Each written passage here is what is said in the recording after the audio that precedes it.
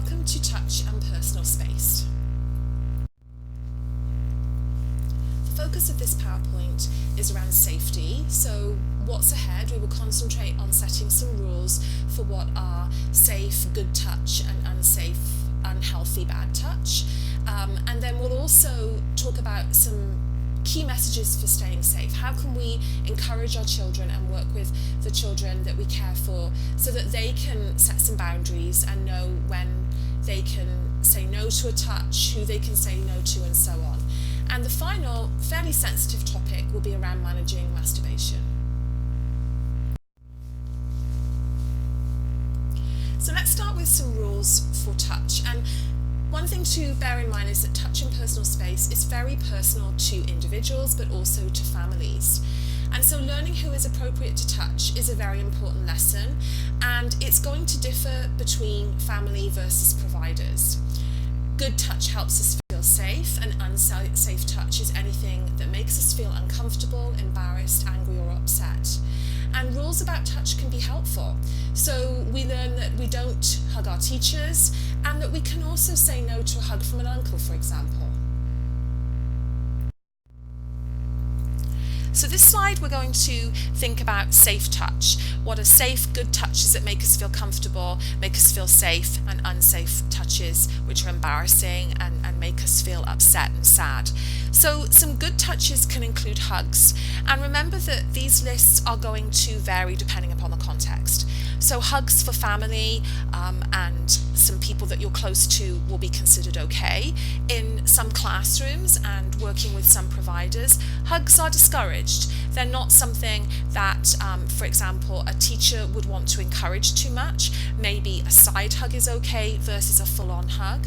And in many situations, we're encouraging children and youth to ask for a hug or to ask if it's okay to hug someone. We're setting those boundaries. High fives are considered to be okay, similarly to, shaking a hand, that kind of thing.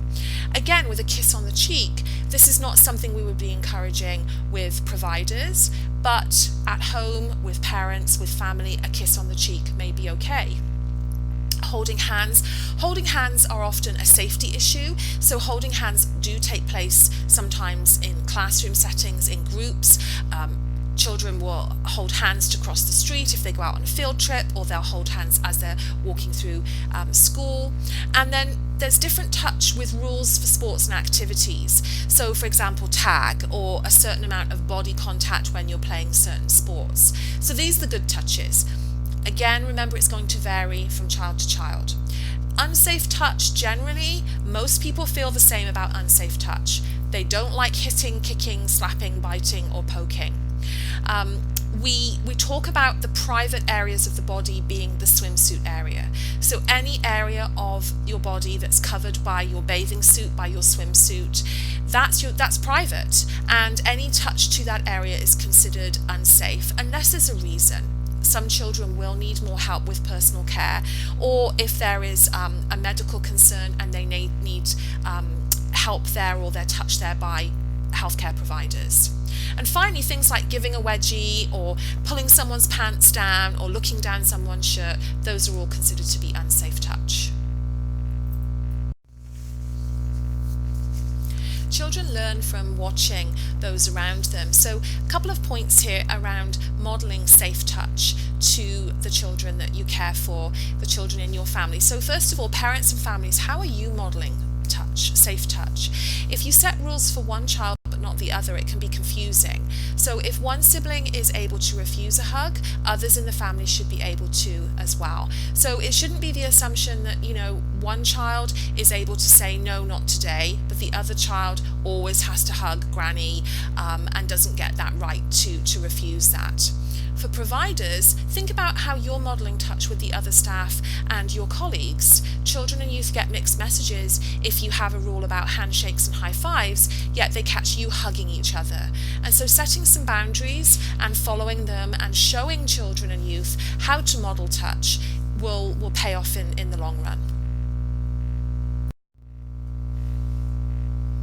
So some staying safe key messages to teach children and youth when touch is inappropriate or unsafe is to teach these rules. The biggest rule is that your body is yours and your body is private, and no one should ask to look at your private parts. Remember, those are the parts covered by your swimsuit or your bathing suit.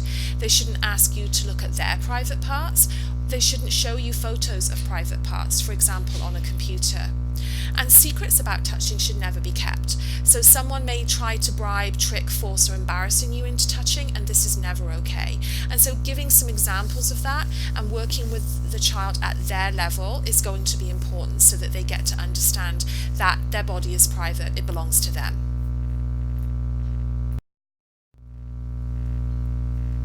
So once those key messages have been learned, we can then teach children and youth something to do when an inappropriate touch and unsafe touch happens. The first is very basic, is to say no, stop, or I don't like that. If the child is verbal in a loud voice or with body language, so putting hands up in front as if to send someone away.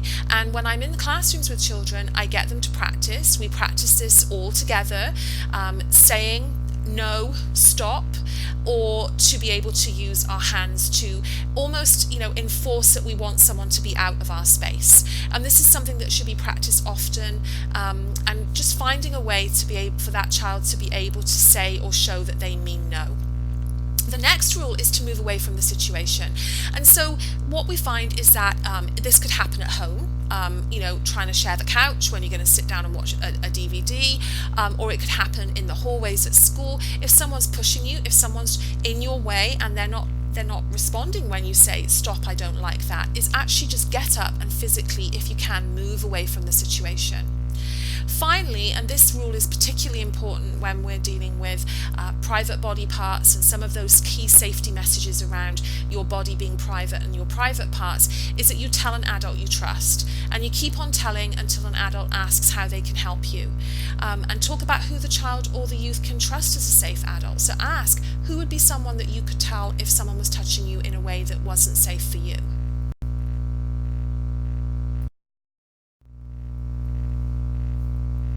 This final topic, as we're discussing healthy boundaries and personal space and touch, is one that many people feel really embarrassed about. But it is a question, it's a topic I get questions about all the time from parents, and it doesn't matter how old their children are, particularly when their children have disabilities. And so when we set some rules about masturbation, we can deal with some of those concerns. And some things to talk about when discussing masturbation include that masturbation is when someone touches their private parts to make them feel good. It is a normal thing to do, and some people choose to do it and some people choose not to do it.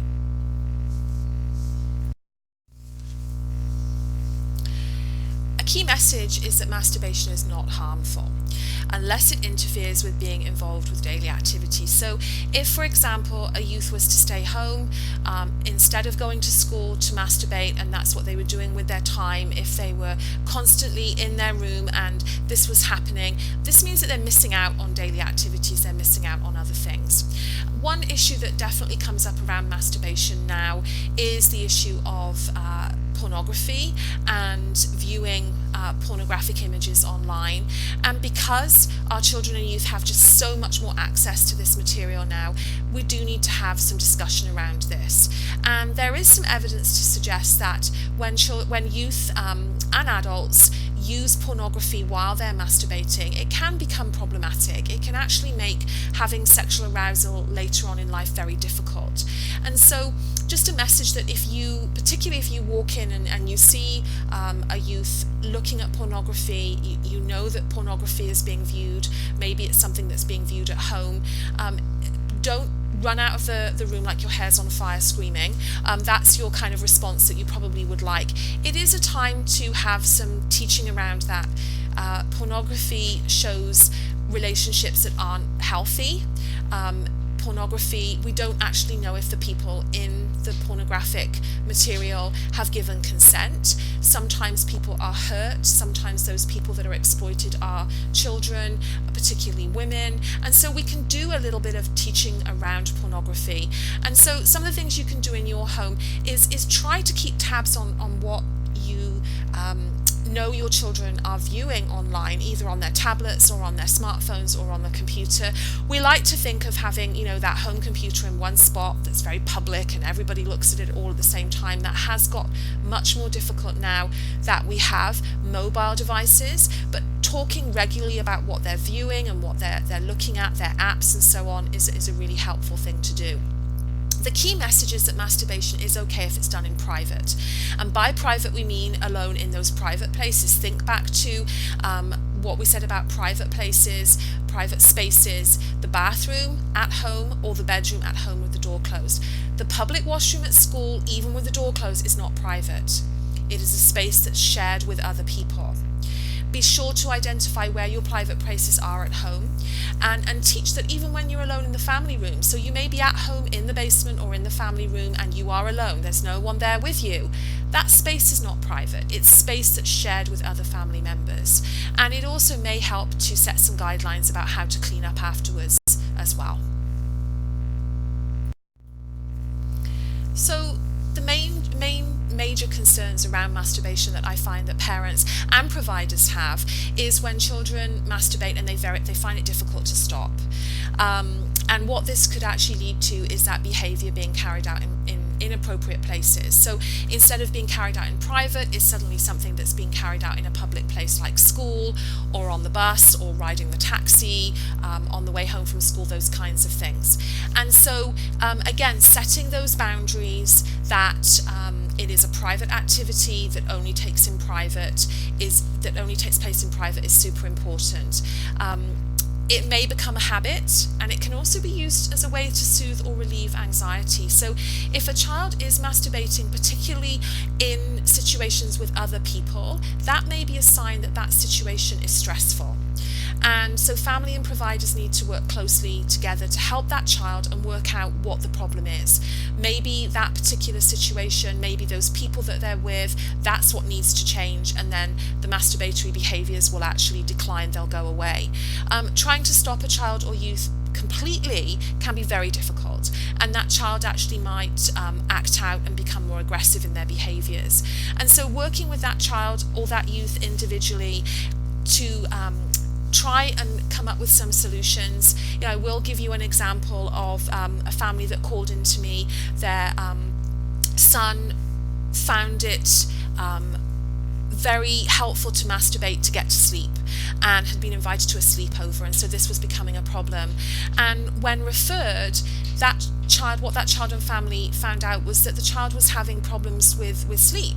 They actually were having some problems with their sleep routine, and so actually improving their sleep routine meant that those masturbatory behaviors disappeared. They went away over time.